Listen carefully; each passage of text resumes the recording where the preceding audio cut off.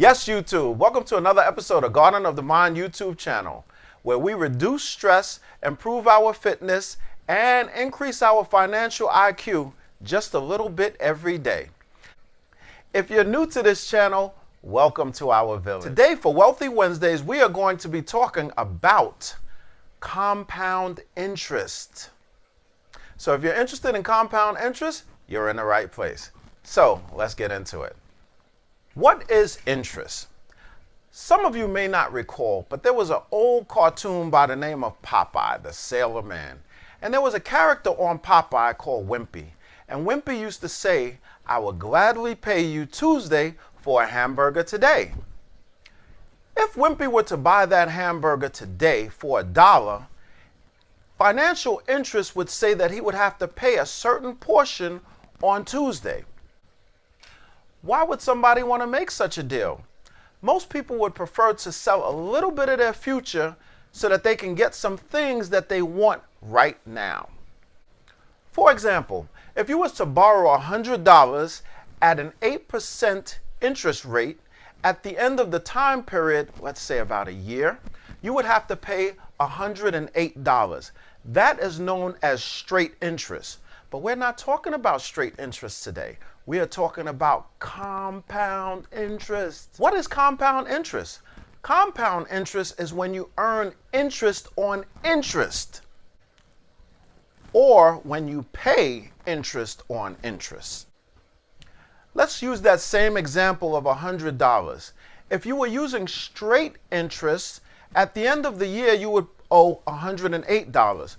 But compound interest means that you get charged the interest at several intervals before the payoff time. So for example, let's say you compounded that interest monthly. So at the end of the month, you would pay $108. The second month, you wouldn't pay $108, you would pay $108 times that 8%, which would give you 116.64. The third month, if you didn't make any payments, you would owe 125.28. The fourth month, if you didn't make any payments, you would owe 135.30. The fifth month, if you didn't make any payments, you would owe $146.12. The sixth month, you would owe $157.81. So do you see how the money continues to go up exponentially? So compound interest is multiplying interest on top of interest. And the next month you multiply the new interest with the original interest amount. And so on, and so on, and so on, and so on. So why would a person borrow $100 only to pay back $157 later on down the line?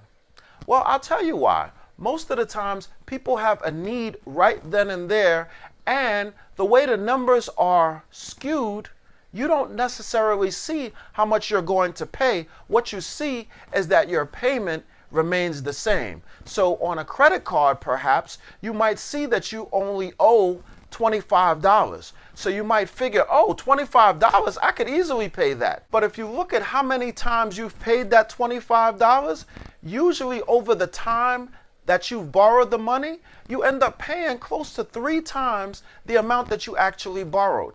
And that's usually to finance almost any item, whether it be a house, whether it be a car, or something else. So what you're doing is you're selling a little bit of your tomorrow right now. Depending on what you're doing, that might make sense. I don't know. You have to really take a look at your own situation and see whether it's a good deal or not.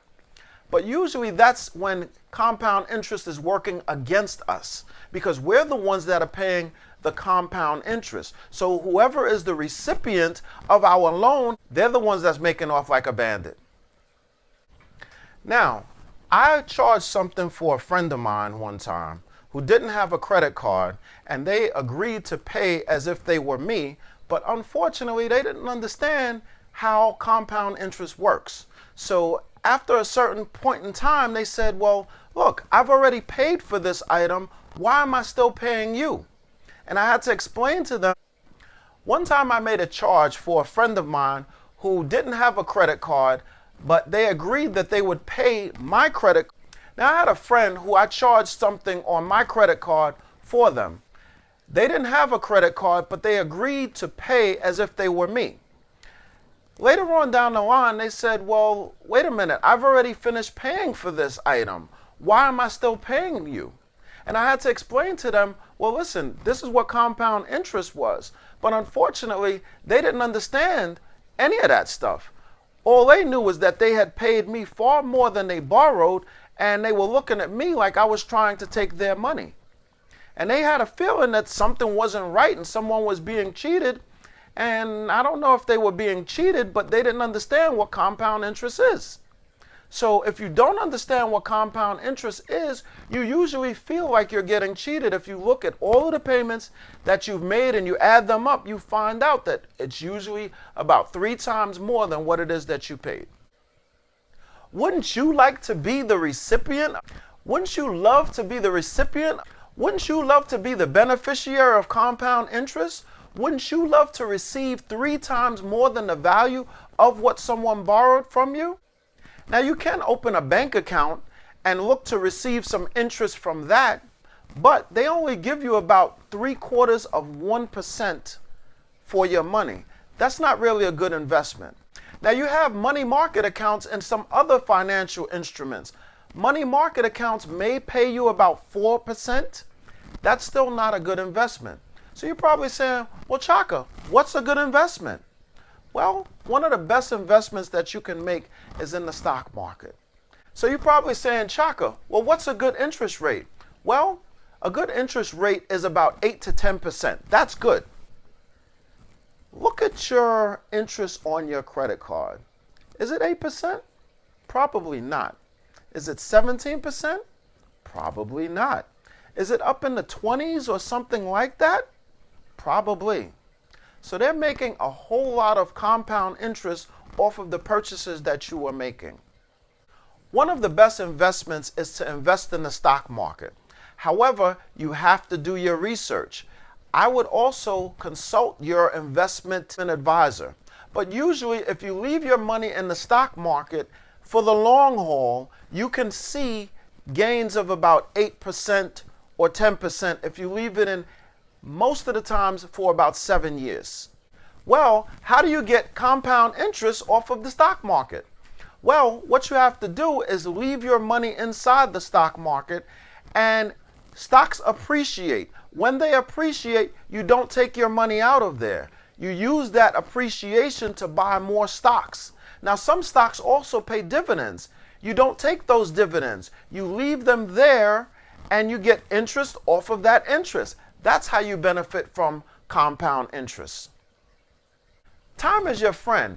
The more time you have, the more you give your money an opportunity to get hit with all of that interest that you're going to keep receiving. So the longer time you have to leave your money in, the better your returns are most of the time. So in order for you to really benefit from compound interest, you have to start early. Now, you can work for your money, or you can make your money work for you. If you work for your money, you'll find that there's only a finite amount of time that you can actually work.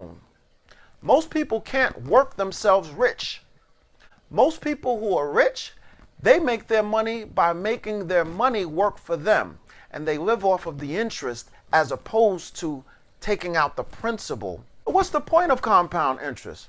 Well, the point of compound interest is there's a way that you can make your money work for you, or you can work for your money. Whatever the situation, you have to figure out what side of the coin you are so you can make educated decisions with your money. So if you like this video, please give it a thumbs up. If you like this channel, please subscribe. If you want to know when I post, which is Mondays, Wednesdays, and Fridays, if you click that notification bell, it'll let you know exactly when I post, so you'll be the first one to see these videos.